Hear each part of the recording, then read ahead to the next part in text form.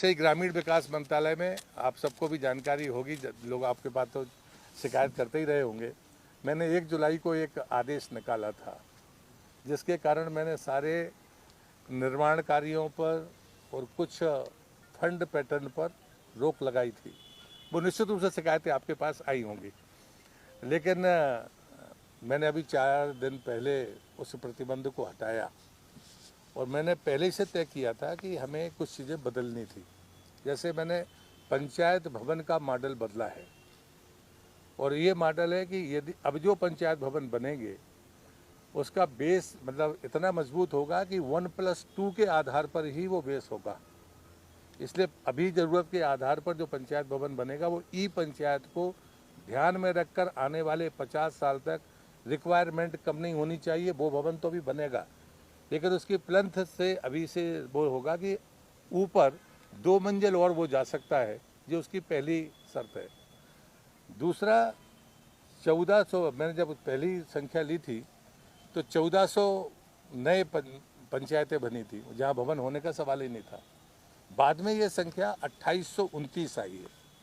तो मैंने अभी 4 दिन पहले 1400 ग्राम पंचायतों को एक मुश्त उसी नए नक्शे के साथ स्वीकृति दी है और मैंने ये अपेक्षा की है कि टेंडर की प्रक्रिया जिला से होगी, अलग अलग नहीं होगी और 1 नवंबर को इसके भूमि पूजन होंगे। सरपंच करे, जो जनप्रतिनिधि हों वो करें, उसके लिए कोई अलग से वो नहीं करेंगे।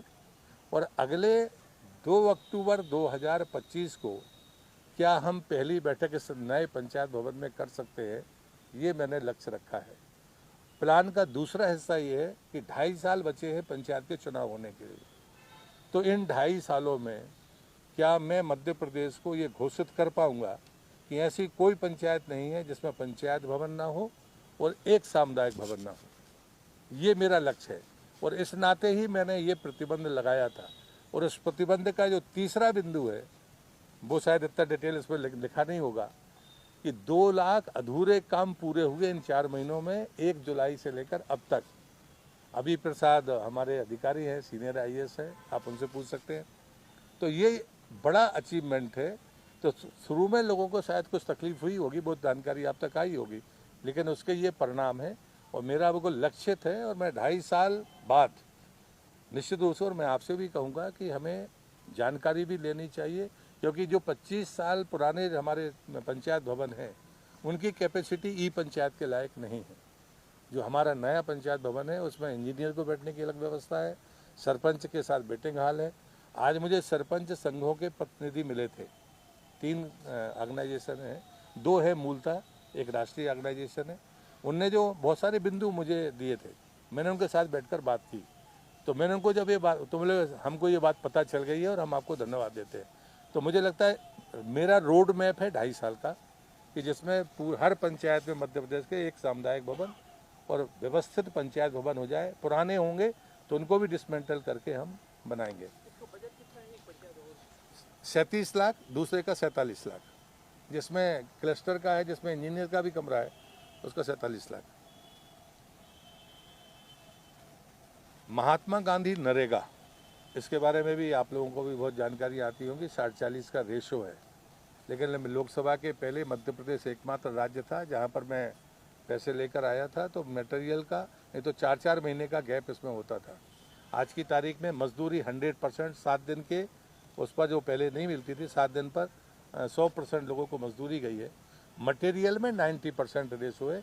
जब केंद्र का पैसा आता है तब उसके बाद हम मिलाकर उसको देते हैं, लेकिन ये रेशो 90% पर पहुंच गया। इसमें 75% भारत सरकार देती है मटेरियल में, 25% मध्य प्रदेश सरकार देती है। पिछले बार में मध्य प्रदेश सरकार का बजट कम था, उसके कारण वो गतिरोध आया था, लेकिन आज की तारीख में हम रेशो के साथ ठीक तरीके से आगे बढ़ रहे हैं। और ये 4 महीने में जो हमने कसावट लाए थे हम, उससे भी ये रेशो कंप्लीट हुआ है। और रेशो बिगड़ने का जो मूल कारण था वो जो ग्राम गौशालाएँ बनी थी, उसके कारण ये रेशो बिगड़ा था राज्य में। और वो 3000 के आसपास गौशालाएँ हैं। और ये मैं आपको शुद्ध मन से आपको कहना चाहता हूँ कि 3000 गौशालाओं में जब मुझे ये चार्ज मिला था तो मैंने उनसे पूछा था कि कहाँ बिजली, पीने का पानी और सड़क नहीं है, उसका आकलन दीजिए। तो जो रिपोर्ट मेरे पास आई उसमें आधे में ही है, बाकी में कहीं नहीं है। और जहाँ पानी नहीं होगा, जहाँ बिजली नहीं होगी, जहाँ सड़क तो भरे एक बार ना भी हो, बिना बिजली और पानी के कोई गौशाला चल नहीं सकती है। तो मैंने फिर उसको टॉस के रूप में लिया है। अभी कुल आपको जानकारी के लिए कि कई जगह शिकायतें आएंगी कि यहाँ तो कुछ है ही नहीं है, तो बिल्कुल वो संख्या 50% ही है। उसका नंबर बाकायदा हम पोर्टल में डालने वाले हैं कि यहाँ पर पूरी हो गई है, यहाँ पर ये पानी पहुँचा है, यहाँ पर बिजली है या नहीं है, ताकि वो पारदर्शी ढंग से हो। लेकिन जो हम लोगों ने फैसला किया था वो मुख्यमंत्री जी के साथ, अगर कोई व्यक्ति इनको चलाना चाहेगा तो हम उसके बाद में इस क्रम को शुरू करेंगे कि व्यक्ति भी चला सकता है, संस्थाएं भी ले सकती है। समूह अभी इसको नहीं चला पाए हैं, ये अनुभव भी उसमें आया है।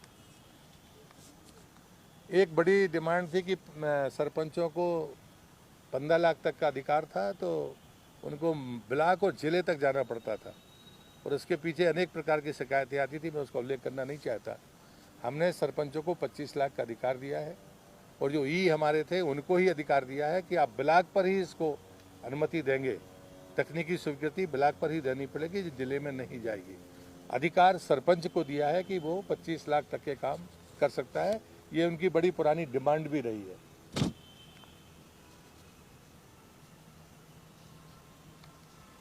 एक जो हमारा मनरेगा का पैसा आता है उसमें